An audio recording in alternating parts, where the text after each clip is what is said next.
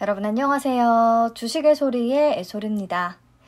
제가 커뮤니티에 간단히 글을 남기기는 했는데 아무래도 영상으로 내용 공유하는 게 좋을 것 같아서 부랴부랴 또 준비를 했어요.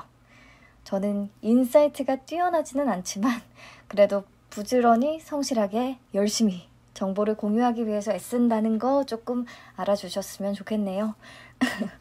아니 글쎄 LG에너지솔루션과 SK이노베이션이요. 드디어 2년 만에 분쟁의 마침표를 찍었다는 거예요.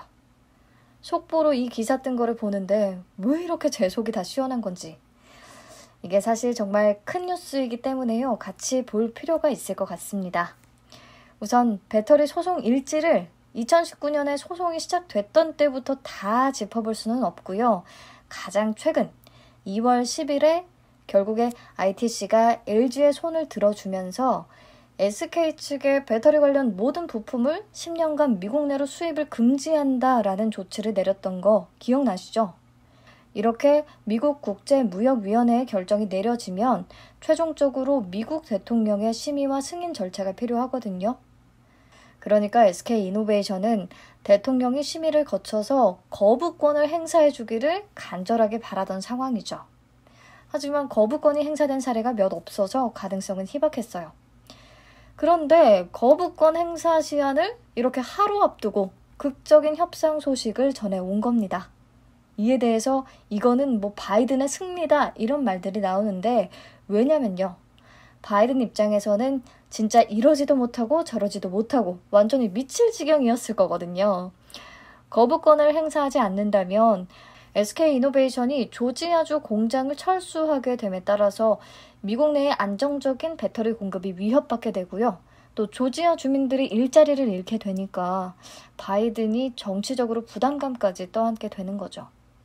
반대로 거부권을 행사하면 그동안 지식재산권 보호를 그토록 강조해 왔는데 아마 중국을 노리고 근데 그럴 명분이 없어지는 겁니다. 그래서 바이든 행정부가 물밑에서 양사의 합의를 요구해 왔다고 전해져요. 물론 우리 정부도 우리 기업끼리 싸우면서 K 배터리가 위협받는 상황이 계속해서 펼쳐지니까 진작에부터 합의를 요구해 왔고요. 그래서 결국에 막판에 이렇게 합의를 이뤄내지 않았나 싶습니다. 본인들도 더 이상 쓸데없이 에너지 소모를 하는 게 손해라고 느꼈을 것 같아요. 그래서 합의 내용을 보면 SK이노베이션이 LG에너지솔루션에 총 2조 원을 지급하게 되는데요. 현금 1조 원과 로열티 1조 원을 지급하는 방식이라고 해요. 이게 영업비밀 침해 분쟁 합의금 중에서는 최고액이라고 하니까 그만큼 배터리 시장의 성장 가치가 반영된 금액이면서 또 지식재산권 보호의 중요성을 인정받은 결과인 것으로 보입니다. 네, 그래서 구체적인 지급 방식은요. 현금 1조 원은 2021년과 2022년 이렇게 2년에 걸쳐서 각각 5천억 원씩 분납하게 되고요. 1조 원의 로열티는 2023년부터 5년에서 6년에 걸쳐 나눠서 지급하는 구조입니다. 그나마 일시금으로 납부하는 게 아니라서 부담감은 조금은 덜 수 있을 것 같아요. 그리고 관련해서 국내외 쟁송 모두 취하하기로 했고요. 향후 10년간 추가 쟁송을 하지 않기로 약속을 했습니다. 진짜 제 머릿속이 다 깨끗해지는 느낌이에요. 항상 이 소송 때문에 찜찜했는데 그래도 완전히 큰 짐을 덜고 가는 거니까요. 그래서 각 회사에 어떤 영향이 있을지를 생각해보면 우선 LG에너지솔루션 입장에서는 소송 장기화에 대한 리스크가 이제 사라지고 올해 예정된 상장이 탄력을 받게 될 전망입니다. 그리고 합의금이 2조 원이면 코나 리콜 비용을 상쇄하고도 한참 남는 규모거든요. 다만 그동안의 소송 비용과 로비 비용을 고려하면 실익은 그렇게 크지 않다고는 하네요.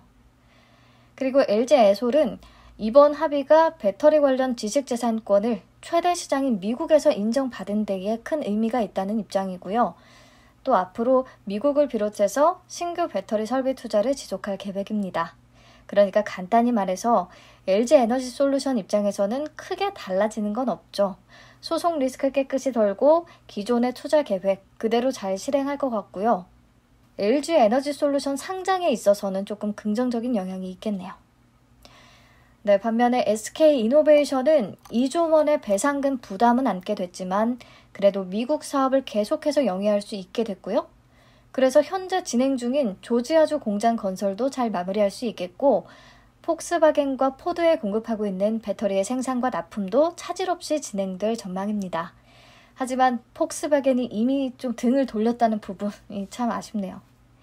어쨌든 그동안 주가를 눌러왔던 가장 큰 요인이 어찌 보면 제거됐다는 측면에서 아주 긍정적인 것 같습니다. 네, 그렇다면 합의금으로 인한 재무 부담은 어느 정도일까요?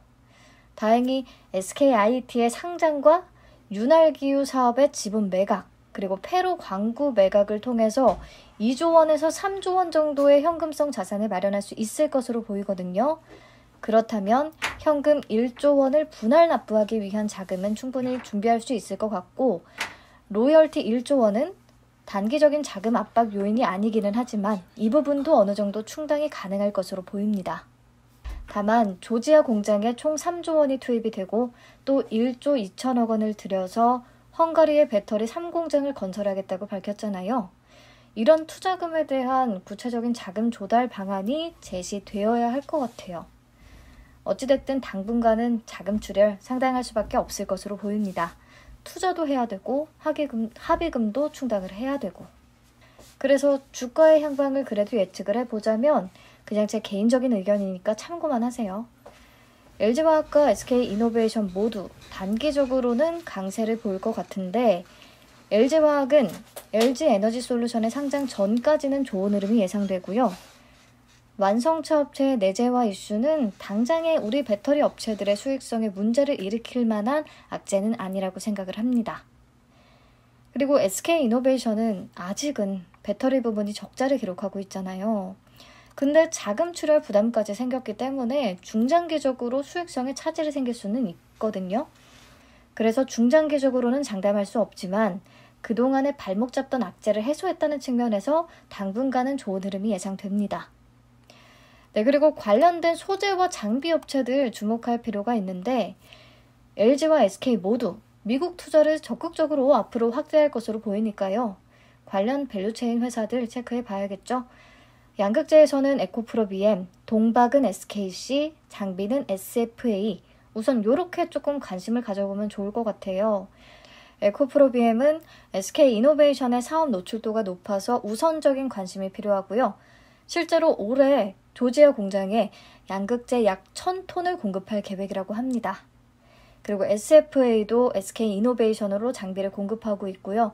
중국 공장에는 실제로 공급이 이뤄진 것으로 확인이 되는데 앞으로 미국 수주 모멘텀도 좀 높지 않나라는 분석이 나옵니다. 네, 마지막으로 배터리 소재 서플라이 체인들 잘 정리된 표 보여드릴 테니까요. 여러분들도 확인해서 보시면 지금 당장이 아니더라도 앞으로 2차 전지 투자할 때 도움 많이 되실 거예요. 네, 이번 영상은 이렇게 마무리하도록 하겠습니다. 좋은 소식 전할 수 있어서 저도 기분 좋네요. 다들 꿀잠 자세요.